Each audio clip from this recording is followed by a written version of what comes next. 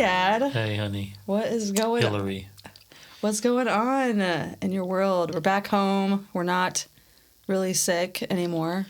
Yeah, it was a really good visit with everybody.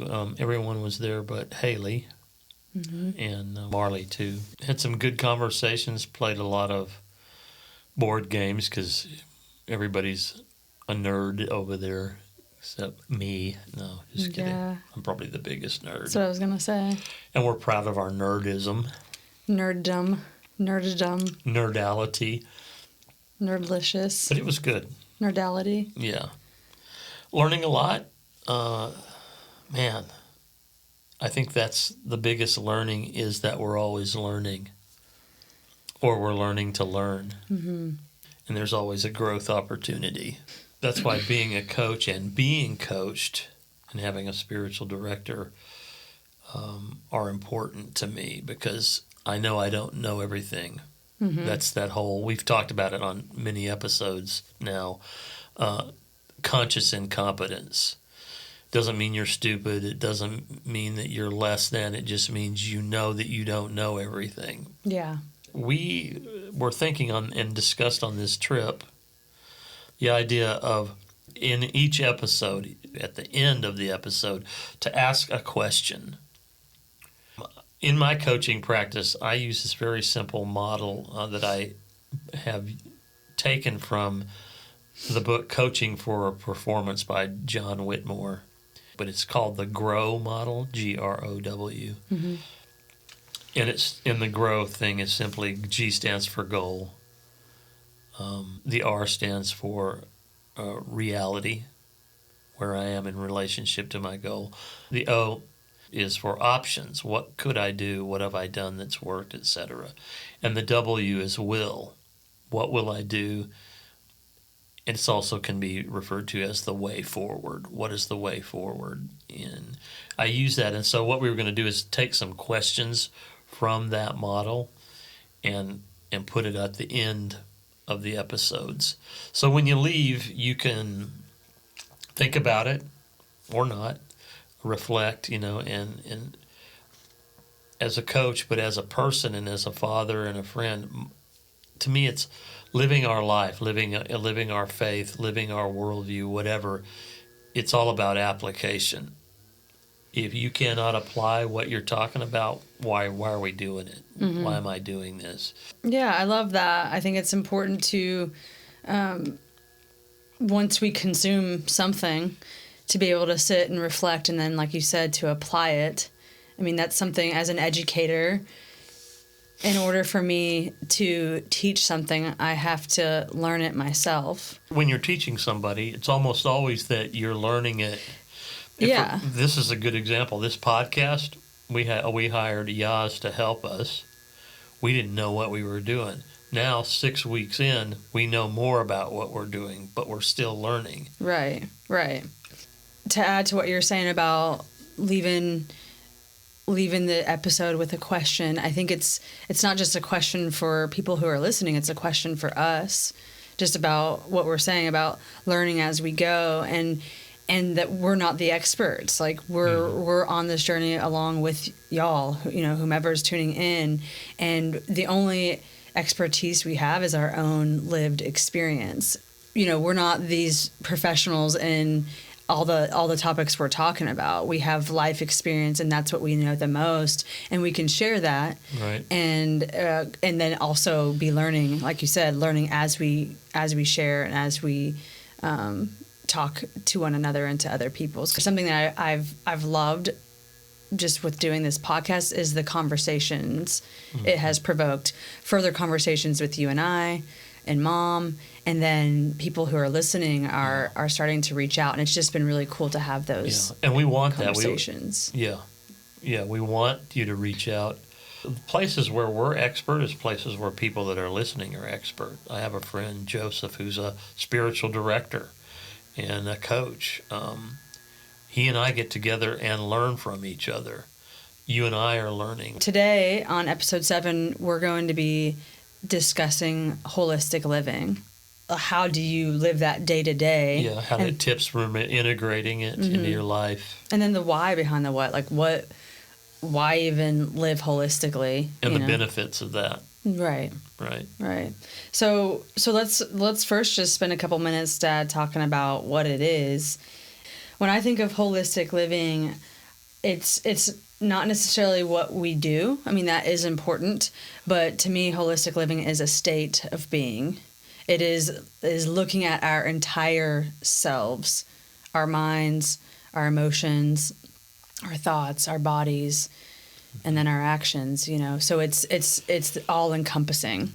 I think when I was younger, I used to think that holistic living had something to do with plants. That is weird. Were you high when you thought that? Probably. But no, more of just like that naturopathic, like these natural remedies. Like I feel like there's this misconception sometimes. Maybe it was just me, but I thought it was more of,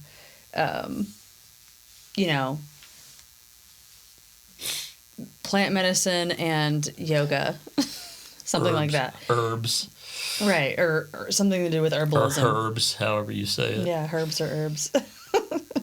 And I think when I started down the path of living holistically, I don't think I could name it at that point. Like, I think I just started becoming more intentional about how I was living my life. So again, it's when you start to gain awareness of how you're moving through the world, I think it starts to give you this intentionality to look at various aspects of your life and how you're living. Yeah. So you could have half-listic living.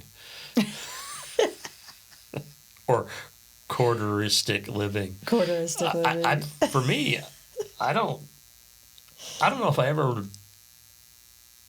actually thought about holistic living. I mean, well, it's a hype word right now too, right? Yeah, I mean, everyone's talking about it. Everyone's has stuff, so we're right in that mix of everything. Yeah. But people back thousands of years ago were living probably holistically, and they didn't have all the jargon around it. Yeah, I think it's in you and I both in our faith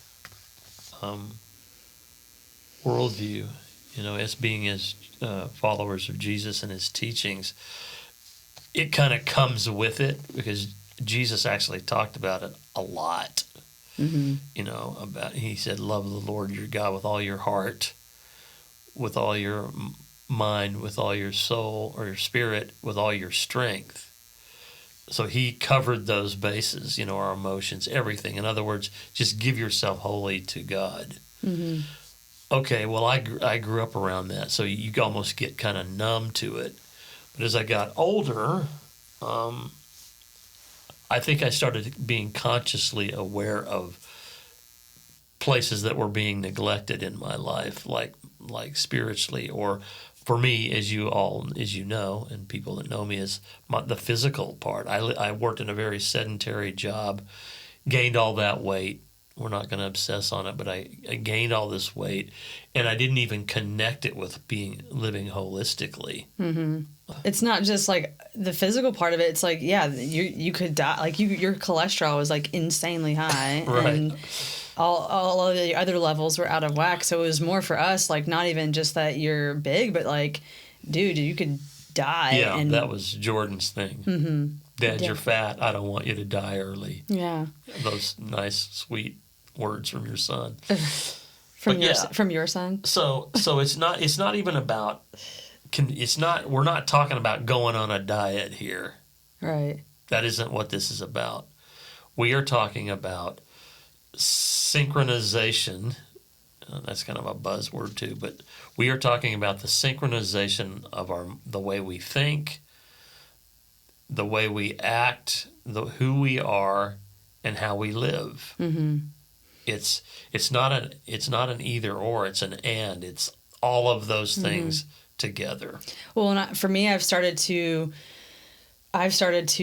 look at the concepts and the words balance and rhythm as a unit versus having them stand alone. And the reason why is when I think of balance, to me, that's you're you're still, you're balancing on one foot, or you're balancing on, a slack line, whatever it is, that comes up a lot in yoga and in stretching is balance. When I think of rhythm, I think there has to be movement along with whatever's happening. So when you put both balance and rhythm together, it's how do you remain still in the movement. Like we're in this world, and there's a lot that we cannot control. We're constantly moving. We're changing environments. We don't have a lot of control in that, but we control how we move and how we remain balanced in that. So when I think of living holistically, it's marrying those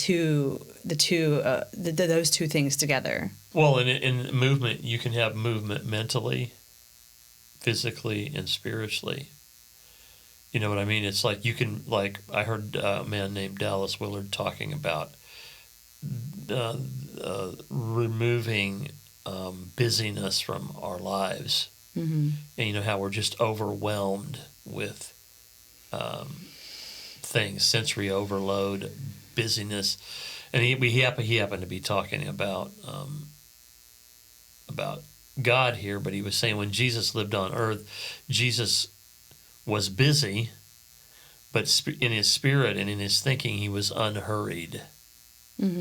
So, movement, I guess that's the thing. That's the discernment piece, is when is movement, when do you need to be moving and when do you need to be still and knowing the difference? Well, when you said that, I had the image of being in that boat that you're talking about, of you're going down the raging waters, and so you're moving with that, but are you calm and focused and present in that space? If you're just fully like succumb to the rapids and lost in that, you're bouncing all over the place. But you have to have this balance, this steadiness, and this presence of what is happening, to where you learn how to move with it. You know, it's like with mountain biking, that's something I've done a lot. You and the bike become a unit, and you're moving with the hills and the pace. You're not just so steady and so still that, like, because if you do that, you're not able to absorb the shocks of life. And it's true with many things. Is people, I have friends who ride motorcycles. I don't. But if you're riding a 900 to 1,200 pound Harley or whatever motorcycle, if you don't move with that machine, you're going to die. Because like when you go around a corner, you've got to lean into it. You've got to lean with the bike. If the bike's going this way and you're going that way, it's not going to be good. In fact, I knew a guy that ran off the road into a big ditch and almost died because he didn't know how to move with that machine. Right. And it's true with life as well. So let's kind of, we've basically talked about a lot of things and what it is and what it might not be. So to wrap it up, define again to you what holistic living is, and I will then. Holistic living is taking care of your entire being. Yeah, I don't think I can better that. So as our people that are listening are thinking about that, what does holistic living mean to you? There's a general definition, but there's also personal application of that. Right. Well, for me, now that I've been in this heart space, head space for many years now, it's a constant having to check in, because again, I'm always learning. Right. I'm looking at, but I feel like I just wake up with this attitude or mindset of like, okay, what do I need right now in order to function at my optimal state, and so for me it's looking at what a big thing is, like, where's my energy going every day. And that question, I've been studying this with some other people too, is discernment. not only having discernment, but being a discerning person in your life. For example, I need to say no to working this overtime because I've already worked 60 hours and I'm just doing it because I'm scared about paying some bills I've got. Mentally and physically, that raises your blood pressure, creates anxiety, etc. So it's becoming a discerning person, knowing when to say yes, knowing when to say no. For me, it was, I can't eat this. I've got to say no here, and I have to say yes to this other thing. Right. Well, kind of to back what you were saying about when I'm feeling overwhelmed or I'm frustrated, I have to realize that that's me and my emotions, right? That's when I have to pay attention. Okay, I'm feeling this way, and then also realizing when I'm in that state of stress or anxiety or just overwhelm, that bleeds into my mental space. Yeah, so go there. I was just thinking that. So what happens when you're feeling that? Yeah. What happens in your mind? Well, when our emotions are driving forces for our physiology.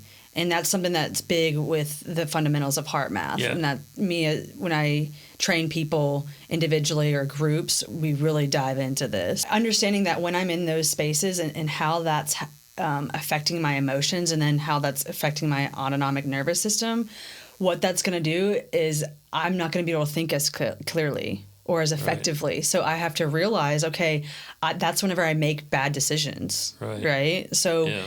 So then from there, how that's affecting me physically could be like tense. Like oftentimes throughout the day, I do just physical check-ins where I'm like, okay, where am I holding stress in my body? Are my shoulders? Usually I hold a lot of stress in my shoulders, and my neck is like crunched up. So I have to learn, and I speak it out loud. I'm like, okay, relax your shoulders. We've talked about this every episode almost, learning how to breathe.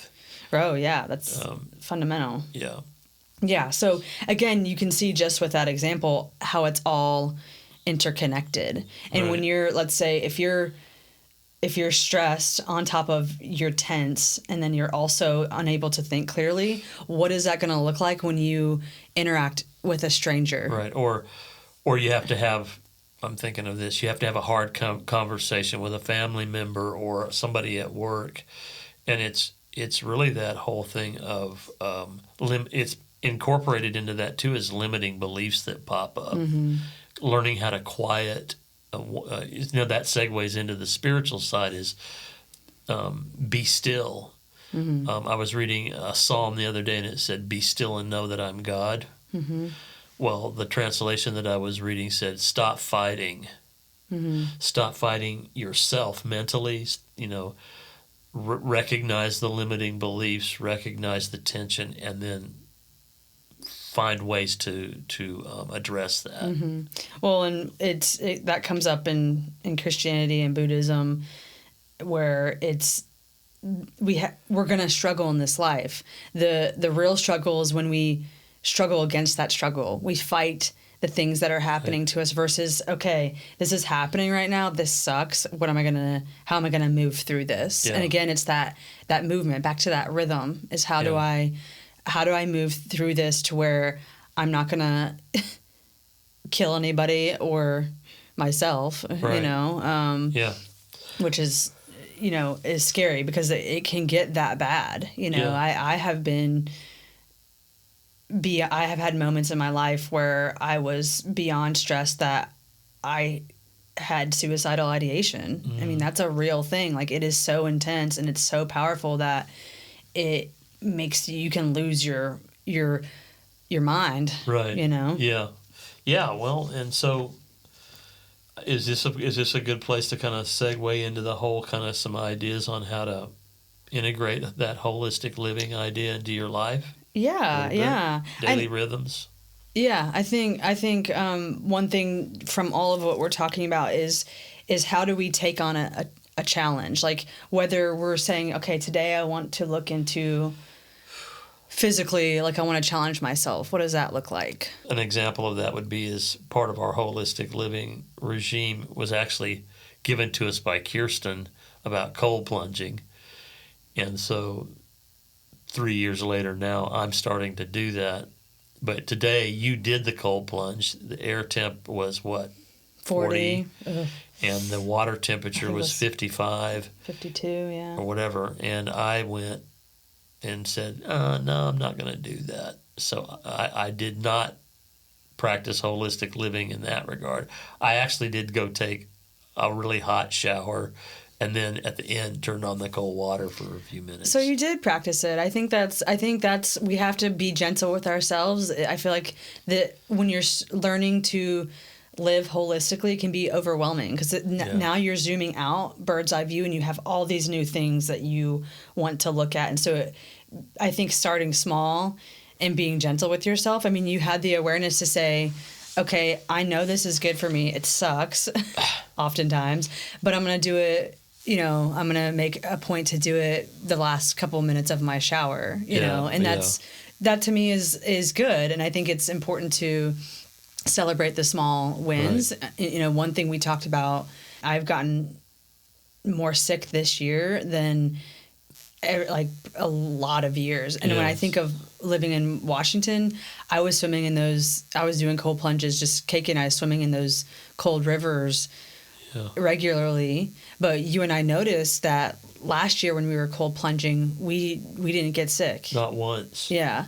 So and then this year we hadn't really been doing it as much, and I feel like we got slammed with some illnesses where when you're cold plunging, again, that's a physical shock to the system, but it's building your immunity. It affects you mentally. It makes you stronger because you're having to really focus on being in a situation that is very uncomfortable. Yeah, so, and that's you can move that in all different areas. Where are we uncomfortable? Paying attention to your emotions, paying attention to how you're thinking, paying attention to how you're feeling. All those are important things. So, what do we need to move? Yeah. Well, just adding one thing to that made me think of. Well, it leads into this. I think when you're. Of course, it does. When we're taking on challenges and we're learning to move through discomfort, something that came up a lot in my training as an educator, especially when we would talk about emotional intelligence and self-regulation, is seeing emotions as a tunnel versus a cave. And what I mean by that is when you're in a dark, cold, scary cave, you're just sitting there and you don't think that there's a way out. And oftentimes we let our emotions, we stay in those emotions. But when we see it as a tunnel, if you keep moving, you see it as something you have to go through. And again, that goes back to what we were saying about the movement. Right. And eventually you will see a light and you keep going and you get out of that. But you have to move through it. You have to notice and I feel like spend time in the presence of that emotion. We often avoid it. I know me, I grew up avoiding a lot of the emotions I felt. And so learning to sit with them and then move through. Yeah, and looking at pain and challenge and whatever, trouble as an opportunity for growth instead of a place to hurt. I mean, there's reality in both of those things, but most of our learning comes during challenge. One of my favorite quotes of all time is a song by Stephen Marley, and he says, "I've come to learn that pain teaches more than hurts." Yeah, which is good. Okay, so as we're learning to build our capacity and challenge ourselves day to day, what does that look like to you? So when you're talking about actually, what are some holistic practices? What do you do, Dad, to live in that and to be in that space? I'm learning this now, and we've talked about it before. I've been reading a book by Rowan Williams, and it's... What's it called? Being Human. Oh, yeah, I started that yesterday. Yeah, Being Human. And he's not saying something that I haven't heard before, but how I start the day, I do my best to do this, is start in silence. Mm-hmm. Don't turn on my phone. I don't listen to music or anything at that point. I'm getting up and I try to spend at least 10 to 15 minutes just being silent. and quieting myself. Do you, when you wake up, do you feel like your brain starts just going into the rabbit holes, or because you've been practicing this solitude and silence first thing, has that shifted your thoughts and your... Well, awareness, again, we've been talking about that for 7 episodes, but I'm a lot more aware of it. For a personality like mine, it's very challenging. Mm-hmm. I was talking to some friends this weekend about it. It's knowing it and being it and doing it are different. And so, to answer your question, being still kind of sets the tone for what is to come, which we don't know. We think we know. We make appointments and plans and all that. But in reality, that can all change in a moment, Mm-hmm.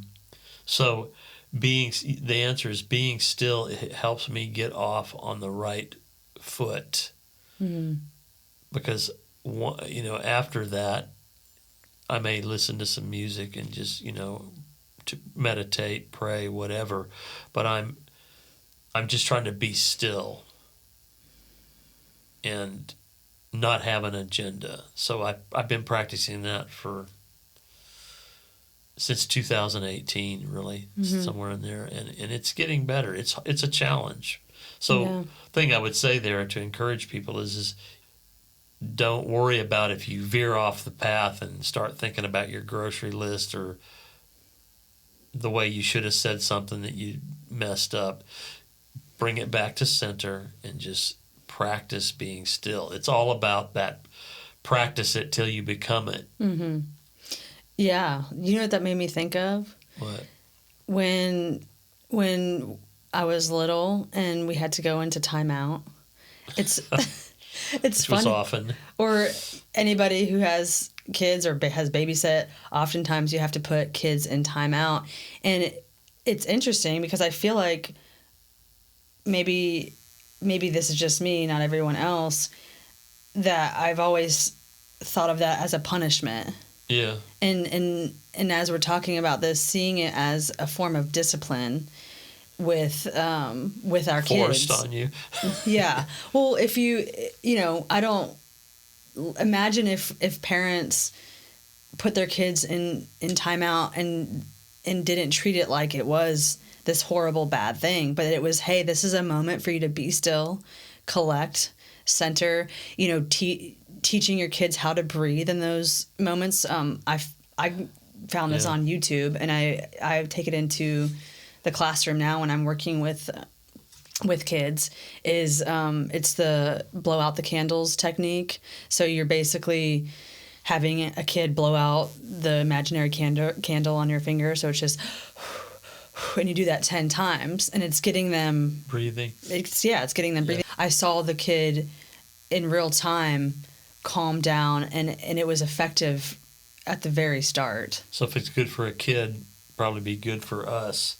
Another thing is when you're stressed or when you're anxious or whatever, is take a 15-minute walk. Mm-hmm. A 10-minute walk. You don't do that more. You'll go, I'm going to go ride my bike or go rock climbing or whatever it is that you do. You run. You're very active. Orange Theory, all those things. So it makes a difference. What do you think about this? Another one would be, I've heard it called digital detox, where a lot of people talk about this. This is not new, but unplugging, disconnecting from your devices an hour before you go to bed, and getting away from the blue screens and all that, and letting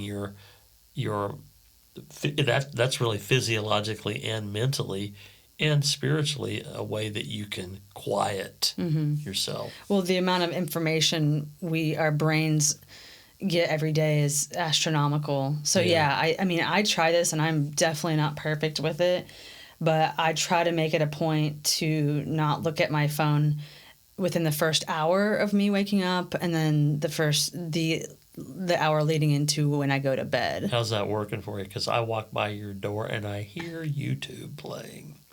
Maybe it's not. And then the YouTube. light goes out, so Are you, what's going on? That's what I just said, is that I'm not perfect with it. So, yeah, okay, same. Yeah.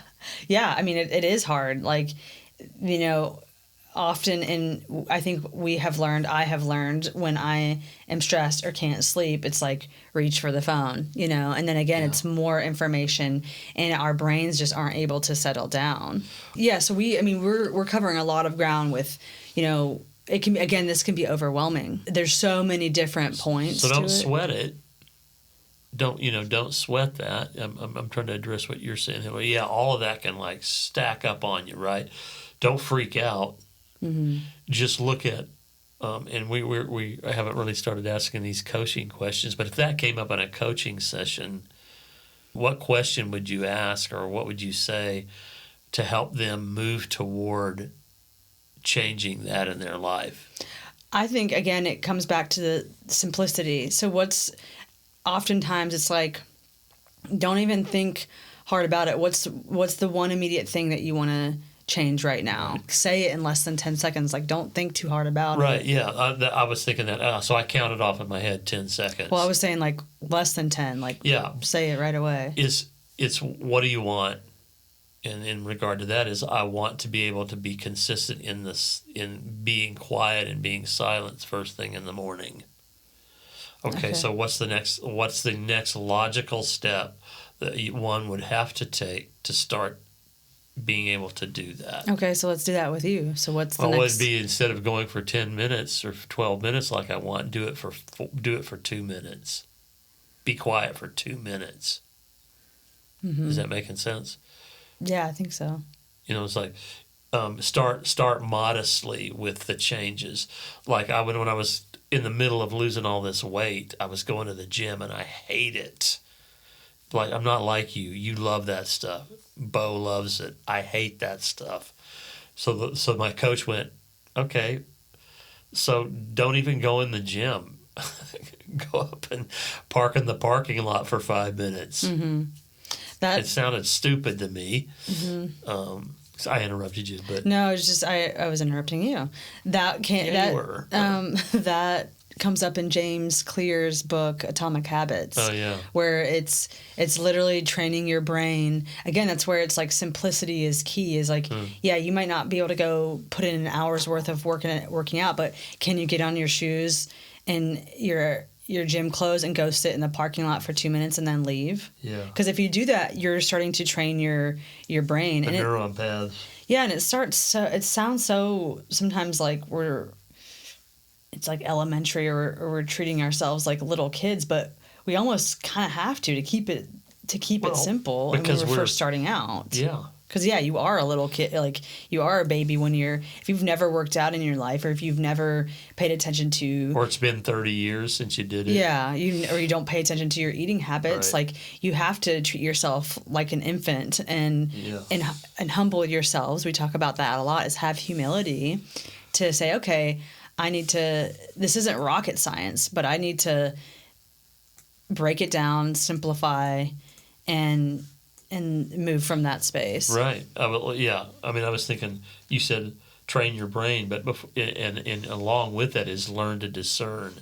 And how you learn to discern is you've got to have awareness that there even needs to be something different. Right. And again, these are things you think, and don't take our word for this necessarily. Go think about this stuff. What's one thing I can change today or move toward today to get where I want to get ultimately? Mm-hmm. And we'll go into that a lot more later on. We've talked about some examples of holistic living. What are some other ways that you practice that? I think one really beautiful journey that I have been on is learning to love and respect my body. Because for many, many years, I did not have the relationship that I do now with my body. And I abused it. I treated it like crap. I didn't see it as, maybe I just didn't see it as this alive, miraculous organism. I saw it as a means to an end. Like, as an athlete, it's like, okay, my body does this. I can go wreck it in my soccer games, you know, or whatever athletic thing I was doing, and then I wouldn't do the necessary things to replenish my body. Right. And you could get away with it because you were young. Yeah, I mean, in high school I started smoking cigarettes, and I would go on soccer tournaments and sneak and smoke cigarettes, and then go run 7 to 8 miles every game for a tournament, and then that next weekend I would drink, and then in college it was like the drinking, all that intensified. Yeah. In my early 20s, I mean, that's when I got into more extreme sports like snowboarding and rock climbing, and I was not treating my body right. And so this became, as I started healing and going down the path of being more mindful and aware and seeking, you know, the questions I had. It's weird. It was almost like there's oftentimes you'll see like naturally certain bad habits or old ways of seeing yourself start to like slip away. Investing when you're young in your health pays off in the long run. So I got to this place where I knew that something had to be different. Mm-hmm. I didn't equate it with holistic living, like body, soul, and spirit. I just knew I just needed to have a change. Mm-hmm. Okay. Well, part of the whole idea of being able to change is having awareness that you need to. Mm-hmm. You know, people are running around going, "Why am I messed up? Why am I anxious? Why am I afraid? Why am I depressed?" Wrestle with that. Mm-hmm. You know, think about it. Why that? You know, and ask. Yeah, and all of the tips and the tools and the things that I do in my daily practices, like it's not the solution to everything. Right. It might not work for some people. Every body is different, you know, but what I wanted to touch on with the love and the respecting your bodies, I can say that, but what does it actually look like? For me, this is like, it sounds silly, but I talk to myself out loud. So when I do a workout afterwards, like I put my hands on my body and I thank my legs, I thank my feet, my calf muscles. I mean, having 2 legs and 2 arms, and the fact that I can be out of shape and still walk several miles, like I am so grateful for that. Yeah. So a lot of it is taking the time, even if it's just a minute, to be like, thank you, body, like thank you for carrying me along those ways, you know, all those years of treating you like crap. Like, thank you for being able to regenerate. And I'm a person who likes physical touch too. So it's like, I literally will touch different areas of my body and just give thanks for them. That makes sense, because we've heard it all our lives, is your body is a temple. Mm-hmm. Well, if it is, then act like that. Mm-hmm. What does that mean? For each of it, it's different, but what does that mean? Right. What are ways that we can keep the temple functioning properly? Yeah. Another way I realized when I started on my healing journey was how I was treating my body in terms of sex. And that was a really alarming wake-up call, because I was in the hookup culture. I was sleeping with people I didn't know, and dangerous. Yeah, and that affected me. It affected I would put myself in situations that were dangerous, and I have been hurt. I just kind of threw myself into the wolves, and I wasn't respecting my body. Like, I can sit here all day and blame everyone else for that, or like blame the alcohol for getting in those situations. But like, at the end of the day, I had to own that and say, I'm not respecting myself. I'm giving myself to any and everybody. And so starting to unpack that, healing. Yeah, I mean, that was a huge wake up call, because then it was like, it had me have to go into my childhood, into my past, and look at, you know, why was I doing that? Why did I think that, you know, it was okay to, and maybe I didn't think it was okay. Maybe it was a cry for help, or it was desperation, or whatever. Well, a cry for help is is us creating an environment, I'm thinking of us as a family, where a person can ask for help. Mm-hmm. Not being judgmental, not thinking you know all the answers, not placing blame on people who are actually victims or have been victimized, and how we help them walk through that. Mm-hmm. We have a friend who's going through something very traumatic, and my job is just to be there, not solve the issues, not solve the problems, just to love them where they're at. Mm-hmm. And if they need to scream and yell and throw stuff, mm-hmm. just being there with them and making sure that they're safe. Mm-hmm. Well, I think early on I didn't necessarily feel like, and that was my own stuff, but I didn't feel like I could talk to you and Mom about a lot of that stuff, especially in high school, because there was fear of getting in trouble and fear of judgment and all of that stuff. But as we grew in our relationship, me, you, and Mom, and even just with the rest of the family, I started to open up and from a place of like, it's not my job.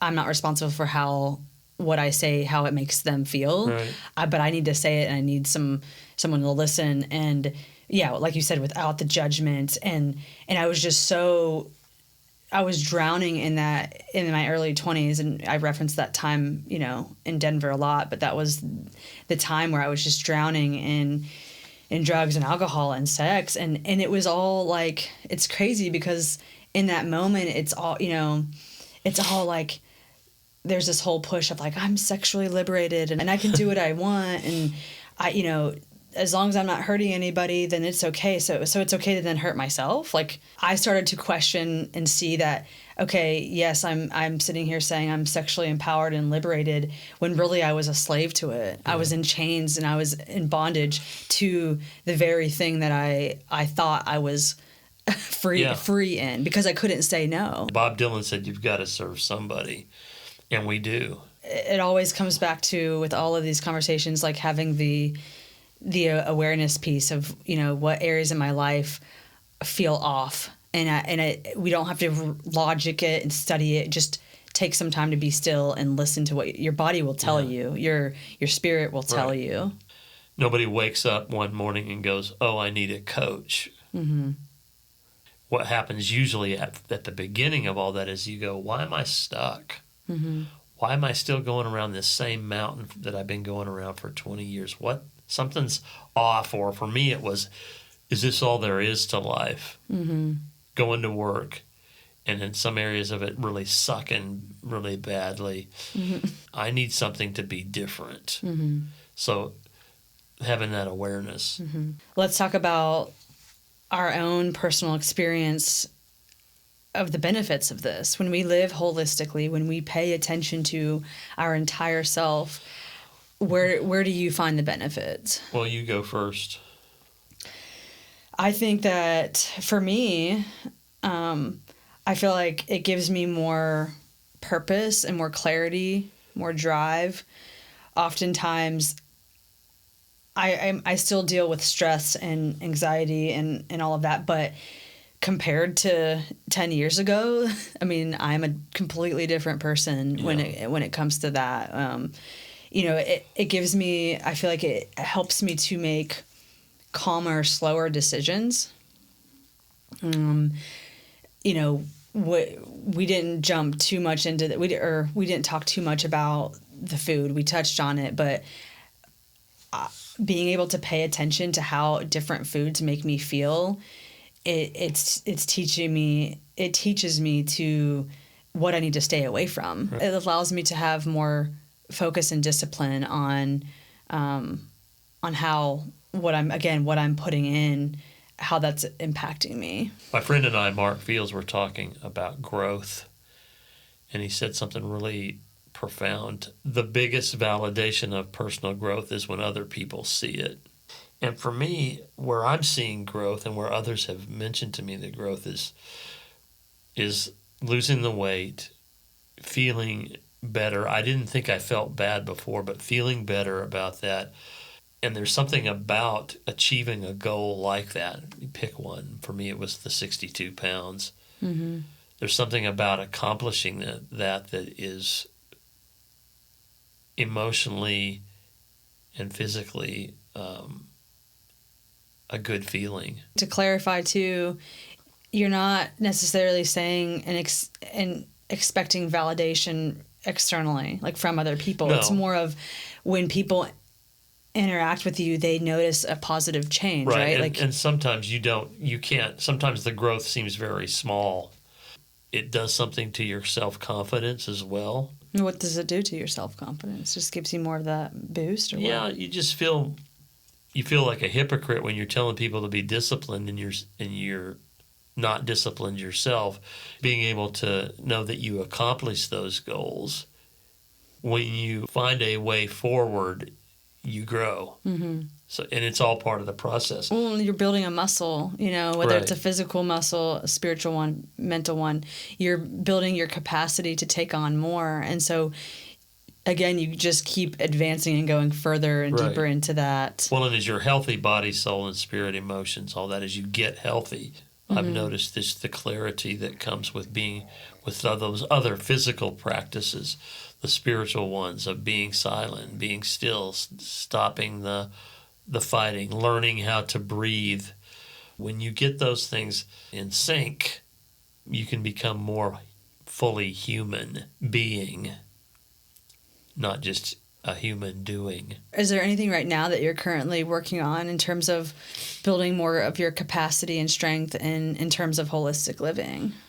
Well, just more of the same. I would, one of the goals I have would be to able to find the time, make the time to be silent for an hour and get a rhythm around that. Learning where I'm at right now is reducing what's on my plate.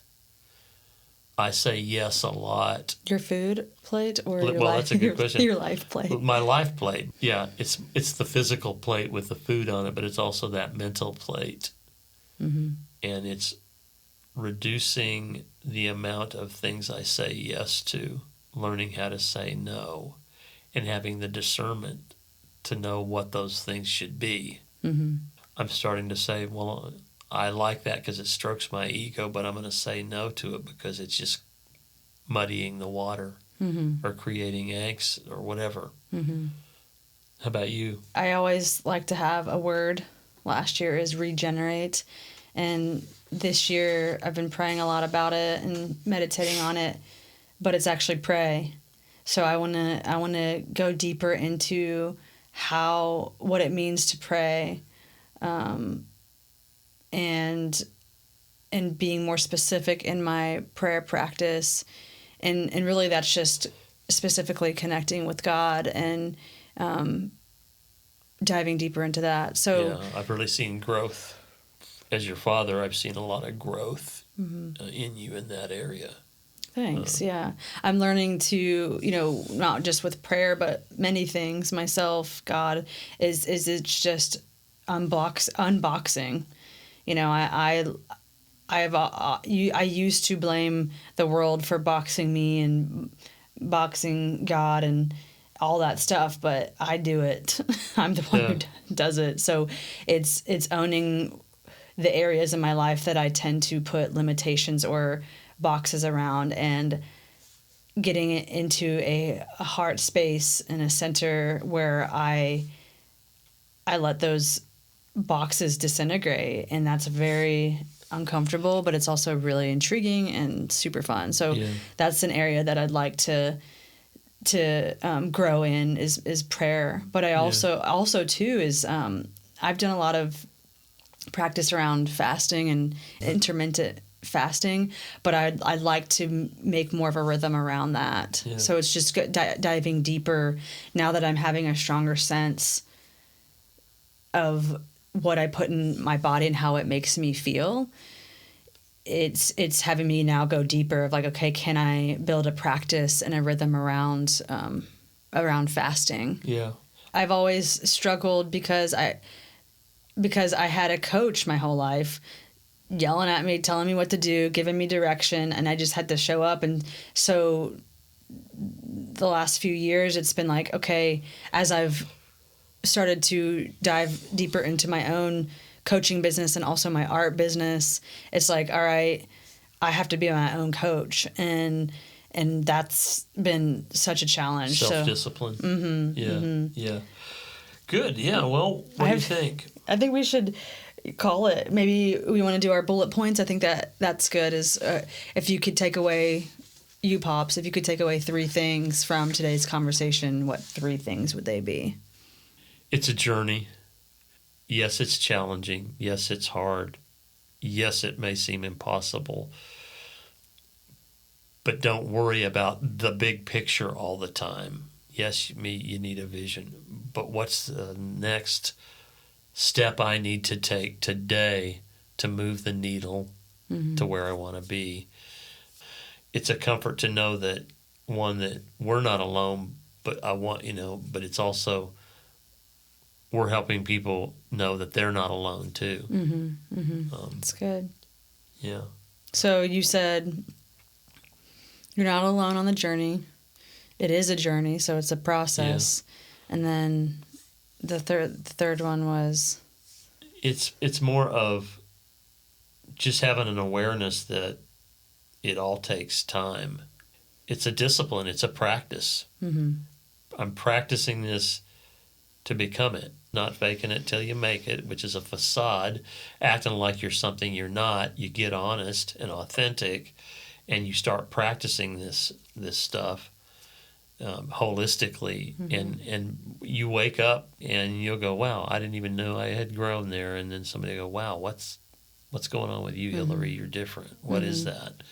And it's just living with intentionality. Yeah, I think so. Can you answer those with just 3 one-word answers? This is the hardest part of the entire conversation, is us trying to narrow it down to 3 things. I'll try my best. So I'll say this. We're already off. 3 bullet points. Timeouts are not punishments. They're disciplines. Take advantage of them. Create them. Good one. Boom. That's 1. 2, I would say, is the balance and the rhythm. So however that resonates with you, allowing yourself to hold both the balance and the rhythm of life. Can you, as we are all journeying along, can you find a balance point and a rhythm in all of it? Yeah. So that's my second one. And my third one would be lightness. Is with all of this. Lightness is in light, or I guess it depends. Lightness is in weight. As in weight of this, we're talking about weighty things, right? We're talking about, for a lot of us, this can be life and death stuff, right, that we're talking about. So can we bring a sense of lightness to this? Lighten up. Yeah, exactly. Unclench the butt. Yes, it's gripping the seat. Right. That was good discussion. It always goes longer than we anticipate. But like we said at the front, we're going to ask some questions. You can answer them to yourself. You can give us feedback, whatever. But these are just things to think about as you turn the podcast off. Just think. Reflect is a better word. The first one is, what is one goal that you've been hesitant to start or pursue? And what's holding you back? In what small ways can you start integrating holistic practices into your daily life? Have you had an aha moment with regard to holistic living? And if you have, what was it, or what is it? Think about it. That's it. It's good. I love that. I love this, being able to add the questions. I think that's a great idea, Dad. All right, everybody, wherever you are, whoever you are, we love you. We're so thankful that you just took the time out of your day to listen and join us on our ramblings. That does not go unnoticed. Yes. Take care of yourself. Take care of others. And, we love you. Be safe out there. See you later. See you on the next one.